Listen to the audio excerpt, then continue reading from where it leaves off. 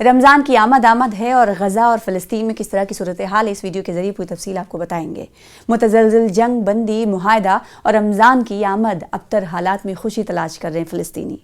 جی ہاں، عارضی کیمپ، موسمی حالات، معاشی پریشانیاں اور اسرائیلی حملے اس مشکل دور میں فلسطینی رمضان المبارک کی خوشیاں تلاش رہے ہیں۔ غزہ سٹی، غزہ کی پٹی، غزہ میں فلسطینیوں نے ایک نازک جنگ بندی معاہدے کے دوران مقدس مہینے رمضان کا استقبال کیا، لیکن بہت سے لوگوں کا کہنا ہے کہ ان کی روزمرہ کی زندگی کے چیلنجز اور اسرائیلی جارحیت سے نقصانات نے عام طور پر تہوار کے جذبے کو کم کر دیا ہے۔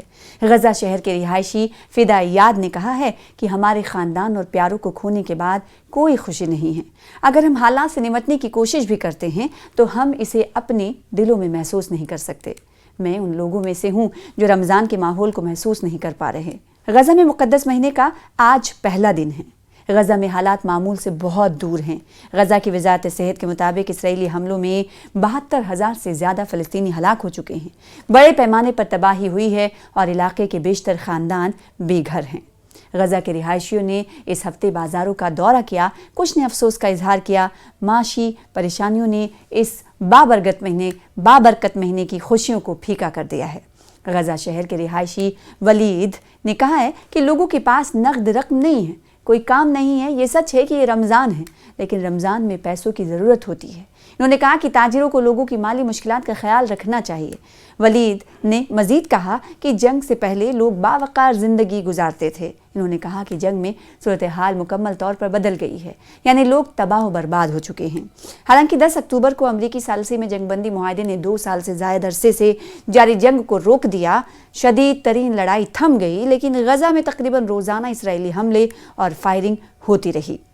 غزہ کے محکمہ صحت کے حکام کے مطابق اسرائیلی فورسز نے فلسطینیوں پر فوج کی زیر قبضہ علاقوں کے قریب بار فضائی حملے اور فائرنگ کی ہے، جس میں سے زائد 600 فلسطینی ہلاک ہو چکے ہیں۔ غزہ میں شدید سردی کے باعث بچوں کی اموات ہوئی ہے اور موسلا دھار بارش نے فلسطینی خاندانوں کے عارضی کیمپ پانی سے بھر گئے اور پہلے سے ہی بری طرح تباہ شدہ عمارتیں منہدم ہو گئی ہیں۔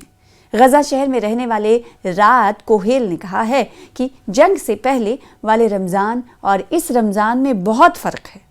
ماضی میں ماحول زیادہ خوشگوار تھا، گلیاں سجاوٹ سے جگمگاتی تھیں، تمام گلیوں میں سجاوٹ تھی، ہمارے بچے خوش تھے۔ ان مشکل حالات میں بھی فلسطینیوں کا ایک بڑا طبقہ استقبال رمضان میں مصروف نظر آیا۔ خان یونس میں کھنڈرات اور خستہ حال عمارتوں میں گھرے ہوئے خطاط اور مصور ہانی دمہان نے بچوں کو خوشی محسوس کرانے کے لیے اپنے برش کو پینٹ میں ڈبویا اور عربی میں خوش آمدید رمضان لکھا۔ دہمان نے کہا کہ ہم یہاں خوش ہیں، اس کیمپ میں خوش ہیں، بچوں، عورتوں، مردوں اور پورے خاندان کے دلوں میں خوشی لانے کی کوشش کر رہے ہیں۔ ہم دنیا کو یہ پیغام دے رہے ہیں کہ ہم لوگ وہ لوگ ہیں جو زندگی کی تلاش میں ہیں۔ تمام مشکلات کے باوجود کھنڈرات کے درمیان محمد تانیری رمضان کی سجاوٹ کے تار لٹکا کر ایک خوبصورت ماحول بنانے کی کوشش کر رہے ہیں۔ تو یہ پوری تصویر کشی غزہ کے، فلسطین کے ان لوگوں کی ہے جو اس رمضان میں مصروف نظر آ رہے ہیں۔ کھنڈرات، پریشانیاں، تمام چیزیں ہونے کے باوجود استقبال رمضان یہ لوگ کر رہے ہیں۔